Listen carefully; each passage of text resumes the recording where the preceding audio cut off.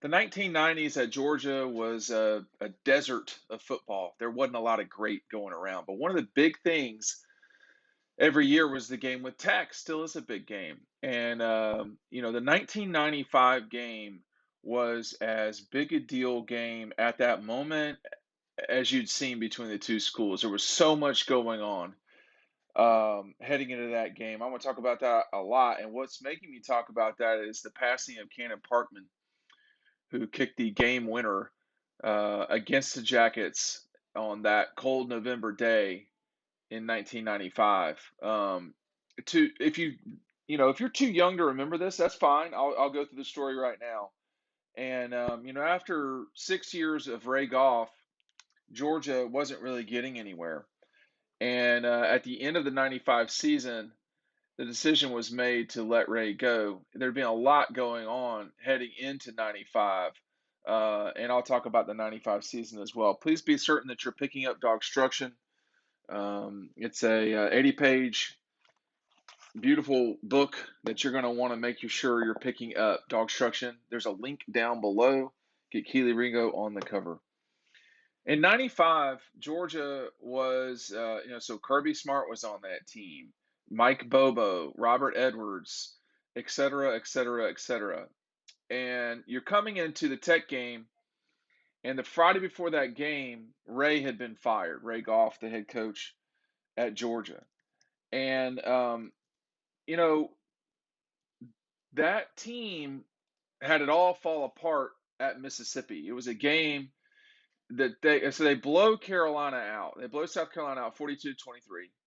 They lose on the final play of the game with a kick to Tennessee up there in Neyland. And then everything just goes sideways. They get hurt. Everybody gets hurt at Ole Miss. I think Robert Edwards got hurt against Tennessee, if I'm not mistaken. And they lose to Mississippi. They lose to Alabama. They have to claw things together. They go up to Clemson when Clemson was celebrating their 100th season of football, and they beat them with, I think Brian Smith was the quarterback. They had three starting quarterbacks, and the one that started against Georgia Tech was Heinz Ward. So um, it was if I'm not mistaken, this was on Halloween, and it was on Thanksgiving Day. And I'm going to go back and double check that because I was at the game. I'm going to tell you that right now. And you know that Georgia team was just not good, and Georgia Tech was not good either. And what you were having coming into that game was the ability for one team to win and go to a bowl, and the other one, if they didn't win, they were out. So Georgia Tech and Georgia, that's what they were squaring off to do. And if you don't recall, Georgia and Tech had played quite a bit on Thanksgiving. It was not abnormal for Tech and Georgia to play on Thanksgiving, and this was on Thanksgiving. It was on ABC. I can't remember who was on the call, but that was a big deal. This was the third time Georgia had played on national television, and both times before they'd lost. They lost to Alabama 31-0 in Sanford. It was not a great Alabama team, and then they lost to a great Florida team that went on to play for the national championship in Sanford, 52-17. That was the team that Spurrier had that wanted to embarrass Georgia in Athens. So they get to the final season. They've lost to Florida. They've lost to Alabama. They've lost to Tennessee. They've lost to Auburn. They lost to everybody that matters. I mean, Clemson sucked. So there was nothing good about beating them. But they get to the Tech game, and it's a fight. I mean, they're having to really gut this thing out. And Torrin Kersey is your running back because Robert is hurt. Um, just it was a real problem. Um, Georgia Tech finished 6-5, but now I could be wrong about this, and Tech people can kill me if they want, but I don't think Tech went to a bowl that game. I'm not going to bother looking it up. But Hines, so they had to go down the field um, and score a touchdown. I think it was a couple of times in the fourth quarter. It scored twice, excuse me, not a couple of touchdowns. But Hines got him down the field and scored a 2-point conversion to get the game to 17-15 with 8 minutes to go. And then Tech went for it on a fourth down, and Georgia stopped them. So they got the ball with 6 minutes to about I think it must have been about 6 minutes to play in the game, and they went 16 plays, 75 yards. And, you know, the thing about the kick from Cannon Parkman was that it was not a good kick. I mean, this thing was it was a lot like the 1995 season. It barely went in, and it was a kind of like a sidewinder was the way I would put it.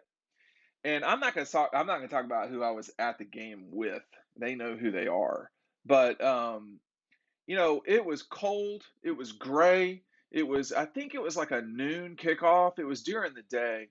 And Georgia really had to gut that thing out. It was an awful display of football, generally speaking, that day. These were not good teams, but it was such a good game, and it came down to it. And I remember watching the after the fact the interview with Cannon Parkman. Now, so Cannon grew up not that far from where I did. He grew up in Stone. I went to Stone Mountain High School, and I went to Tucker. And anybody that grew up in Atlanta knows how important the Tech game is. And Georgia's dominated Tech this century. They haven't won in Atlanta Tech since 1999, and honestly, that was the only game they've won in Atlanta since 1989. So from 1989 until the moment I'm recording this, Georgia Tech has beaten Georgia once on its home field. The other thing is too, after you go order Dogstruction and you go back and look at the highlights from this Tech game, you'll notice there were a lot more Tech people at this game. There were a lot more Tech people at this game than you see today. And it does show just how different the game is now, a quarter century later. You would never see that many Tech people at the Tech Georgia game anymore. They're not there. They're scared of Georgia. I don't know what they use that excuse. It's so stupid. It's a football game. Just go and watch.